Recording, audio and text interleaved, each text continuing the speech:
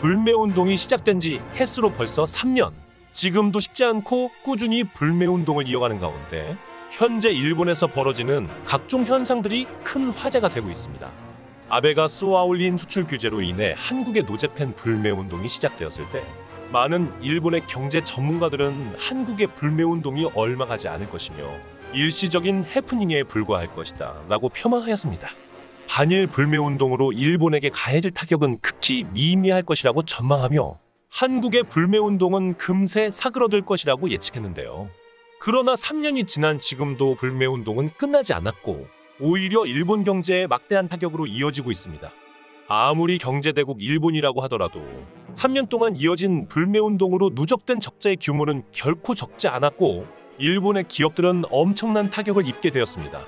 세계적인 기업들도 큰 손실을 보게 되었으며 이 중에서는 과거 한국에서 불티나게 팔렸었던 일본의 맥주 회사들도 포함되어 있었습니다.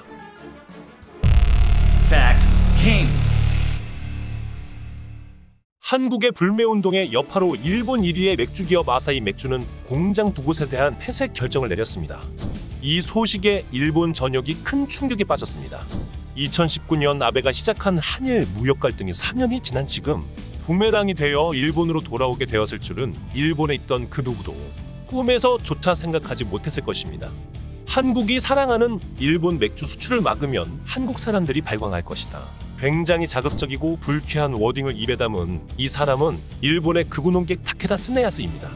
일본의 공중파 방송에서 입에 담기도 힘든 말로 한국을 자극한 그의 말은 부메랑이 되어 일본으로 돌아갔습니다. 일본의 아사히 맥주가 경영난을 이기지 못하고 공장을 폐쇄한다고 전격적으로 발표했습니다.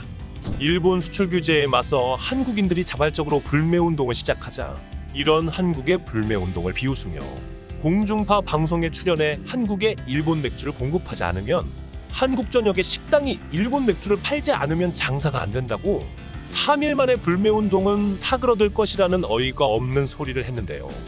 이런 발언은 오히려 한국인들을 더더욱 자극해버렸고 불매운동은 더더욱 거세졌습니다. 불매운동 이전 한국에서 가장 많은 점유율을 차지하던 수입 맥주 브랜드는 아사히였습니다. 일본 입장에서는 한국은 미국과 중국 시장에 이은 세 번째로 큰 수출 시장이었고 아베는 이런 일본 내의 상황은 고려하지도 않았고 한국인들의 불매운동이 이렇게 길어질 줄은 예상도 하지 못했습니다. 그리고 일본 최대의 맥주 기업인 아사히도 불매운동을 피하지 못했습니다. 아사히 맥주의 나카조 타카노리 명예회장은 야스쿠니 신사를 참배하지 않은 정치가들은 국정을 맡을 자격이 없다라고 망언을 했을 정도로 아사히 맥주는 일본의 대표적인 우익 기업 중 하나입니다. 맥주를 팔아서 번 수익금은 우익 출판사인 후소샤에서 출판하는 일본의 역사 왜곡 교과서를 지원하는 데 쓰이고 있는데요. 우익단체 새로운 교과서를 만드는 모임에 공식 후원업체 속에 아사히가 들어가 있습니다. 독도에 대한 영유권을 주장할 뿐만이 아니라 안중근 의사와 윤봉길 의사 같은 독립운동가들을 테러리스트로 표현하는 왜곡된 일본 역사 교과서에 후원을 하는 기업이 바로 아사히 맥주인 것이죠. 우익 기업이 아니랄까봐 일본 내에 판매하는 맥주에는 우길기가 들어간 캔 디자인을 사용하며 국내에 파문을 일으키기도 했습니다.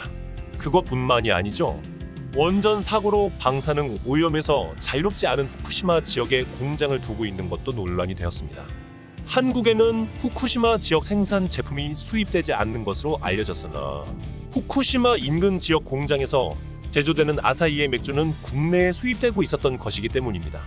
이런 문제가 많은 일본의 대표적인 우익 기업이 불매운동이 일어나기 전까지 한국에 빨대를 꼽으며 맥주를 팔고 있었던 것입니다. 정말 통탄을 금할 수 없는 일이었던 것이죠. 하지만 불매운동이 시작되자 일본 맥주의 한국 판매는 급격히 감소하기 시작하는데요. 한국의 일본 맥주 수입액은 2018년 7,800만 달러에서 정점을 찍었지만 불매운동 이후 매출이 급격하게 줄어들어 93%까지 매출이 감소했습니다. 한국에서 수입 맥주 부문 1위를 차지하고 있던 아사히의 자리는 네덜란드 맥주인 하이네켄에 내준 지 오래되었고 아사히는 한국 수입 맥주 점유율에서 9위까지 추락하여 더 이상 팔리지 않는 맥주가 되었습니다. 2019년과 2020년은 각각 198억과 124억 원의 영업 손실을 내며 오히려 한국에서 적자를 기록했습니다. 어떻게든 집어넣어 팔려고 안간힘을 썼지만 이미 아사히가 팔릴 자리는 한국에 더 이상 없었습니다. 대체제가 없을 것이라고 호언장담하던 일본산 맥주의 자리는 오히려 국산 맥주가 맡게 되었습니다. 매년 피크를 찍고 있었던 맥주 시장에서 아베가 헛소리를 하지 않았더라면 오히려 국내 맥주 시장을 일본산 맥주가 잠식하는 상황이 왔을지도 모를 정도로 일본 맥주의 판매량은 역대급 정점을 찍고 있었던 상황이었습니다. 하지만 아베의 수출 규제의 여파는 매우 컸고 불매운동의 여파는 일본의 상상을 완전히 초월해버렸습니다. 불매운동으로 일본 맥주를 소비하지 않게 되면서 국내의 수제 맥주를 비롯한 다양한 브랜드의 맥주가 출시되었고 수입 맥주도 다양해졌습니다. 일본이 가장 간과한 사실은 맥주는 일상적으로 접근이 쉬운 소비재인데다 대체재를 찾기가 쉬워 불매운동에 가장 취약한 상품이기도 했다는 것입니다. 아사히, 삿포로, 기린 등 한국에서 많은 인기를 끈 일본의 맥주들이었지만 불매운동 이후 급격히 자취를 감추기 시작했습니다. 일본산 맥주를 끊으면 불매운동이 사그러들 것이라는 우익 논객 다케다의 말과는 전혀 달랐죠. 오히려 한국에 맥주를 수출하여 큰 돈을 벌고 있었던 일본의 맥주 회사들은 심각한 타격을 입게 됩니다. 2021년 일본 맥주 수입액은 수출 규제 이전에 비해 10분의 1 수준으로 떨어져 한국에서 일본 맥주는 도태되었다고 말할 수 있는 상황까지 왔습니다. 결국 아사히는 줄어들고 있는 맥주의 판매 감소를 버티지 못하고 가나가와 공장과 시고쿠 공장의 조업을 2023년 1월 말에 종료한다고 전격 발표했습니다. 인구 감소와 코로나의 영향이 크다고 대외적으로 발표하였지만 한국에서의 매출 감소가 가장 큰 원인이라고 전문가들은 분석하고 있습니다. 가나가와 시고쿠 등 양공장에 소속된 총 137명의 사원에 대해서는 그룹 내에서 배지 전환과 재취업 지원 등을 실시한다고 밝혔는데요. 전형적인 일본식의 돌려말하기 화법으로 회사가 어려워 구조조정으로 직원들을 대량해고한다고 밝힌 것입니다. 많은 일본 기업들이 불매운동으로 한국에서 영향력이 점점 줄어들고 있습니다. 유니클로는 한국에서 매출이 감소하여 불매운동 이후 한국 내에서 폐점한 매장만 50곳이 넘었으며 유니클로의 인기에 힘입어 한국에 함께 들어온 자매 브랜드 지우는 한국에서 완전히 철수해버렸습니다. 일본의 자동차도 판매가 매우 감소했죠.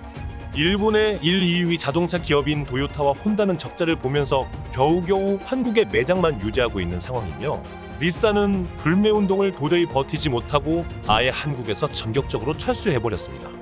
한국을 우습게 여기던 혐한 화장품 회사 DHC도 불매운동을 버티지 못하고 한국에서 완전히 떠났습니다. 반도체에서는 한국의 소부장 독립선언으로 일본에 대한 영향력을 줄여 한일 무역전쟁의 최종 승자는 한국이 되어 일단락되었다고 이야기할 수 있는 상황이 되었습니다. 하지만 여기서 완전히 끝난 게 아닙니다. 한국이 일본과의 싸움에 한참 집중하고 있었을 때 중국이 한국을 건드리기 시작했기 때문입니다. 작년 드라마 조선구마사 때부터 시작되었던 중국의 동북공정 논란은 이번 베이징 올림픽에서 정점을 찍었습니다. 올림픽 개막식 때 한복을 중국의 전통 복장인 건 마냥 역사 왜곡을 진행한 것을 시작으로 한국의 전통 문화인 김밥, 김치, 강강수원래, 윷놀이, 떡매치기, 사물놀이를 중국의 문화라고 세계인들에게 소개하는 만행을 저질러버립니다. 또한 올림픽 경기에서 보여준 중국 선수들의 더러운 플레이와 편파 판정은 한국인들에게 중국에 대한 분노와 반중 감정을 제대로 심어주는 불쏘시개 역할을 하기도 했죠. 놀이꾼들은 마라탕을 먹지 않겠다부터 시작해 중국 영화, 드라마, 게임, 연예인, 상품 등을 사지 말자고 강조하기도 했습니다. 이럴 때야말로 일본 불매운동과 마찬가지로 국가 간 이해관계가 얽히지 않도록 시민들이 나서서 불매운동을 벌여야 한다는 여론이 형성되고 있습니다. 메이드 인 차이나 불매운동의 이야기가 각지에서 나오고 있습니다. 중국 브랜드인 칭따오 맥주, 샤오미, 틱톡 등을 불매하자는 것인데요. 일본 불매운동으로 잊혀진 아사히 맥주 대신 떠오른 수입 맥주 칭따오도 주목되고 있습니다. 지난 2019년 불매운동으로 일본 맥주가 사라진 공백 덕분에 국내 수입 맥주 시장 점유율 1위를 차지한 칭따오는 2022년 베이징 올림픽의 공식 스폰서이기도 합니다. 일본, 중국의 역사 왜곡 문제는 아직도 진행 중입니다. 자신들의 잘못을 숨기고 역사를 미화하려는 일본, 아예 남의 문화를 빼앗아 자신들의 문화로 만들려고 하는 악질 중국, 두 나라의 왜곡되고 악질적인 행태가 끝나지 않는 이상 한국인들의 불매운동도 쉽게 끝나선 안 될 문제일 것입니다. 우리 국민들 개개인이 역사인식에 대한 문제에 관심을 가지고 집중을 해야 우리 역사를 말도 안 되는 날조 행위로부터 지킬 수 있을 것입니다. 시청해 주셔서 감사합니다. 여러분들의 구독과 좋아요는 매우 큰 힘이 됩니다.